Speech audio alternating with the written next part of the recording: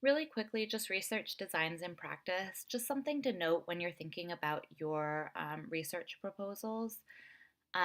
More complicated isn't always better. So sometimes the simplest form of a design is really effective and produces reliable results. So just keep in mind the law of parsimony. That should sort of, again, ding, ding, ding, ding, foundations.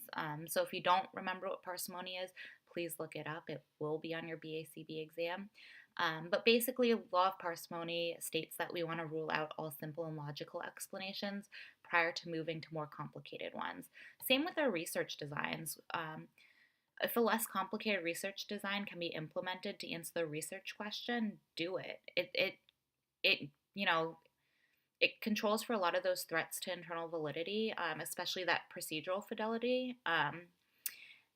And it's often, just as effective and takes a lot less work on everyone's parts. So if something less complicated is effective, do it. It doesn't necessarily mean that it's wrong because it's simpler. A quote from Gaston Ledford, page 335. As Baer, Wolf, and Risley, 1987, stated, a good design is one that answers the question convincingly, and such needs to be constructed in response to the question and then tested through argument in that context, sometimes called thinking through, rather than imitated from a book. Perhaps the more important point is that convincing designs should be more important than proper designs. So, just something to think about when you are coming up with your proposals for research design. Sometimes less is more.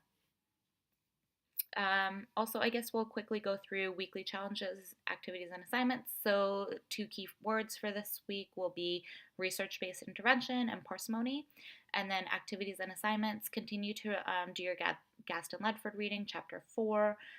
You'll have a D2L discussion post due coming up toward the end of February. Continue working on those BDS modules. I know they are time consuming. Just, keep pushing through. And then article review number 2 is due. And then obviously your outline and research proposal should be, in the back of your mind. A lot of you have already reached out to me to review. More than happy to continue doing so. Just send me an email.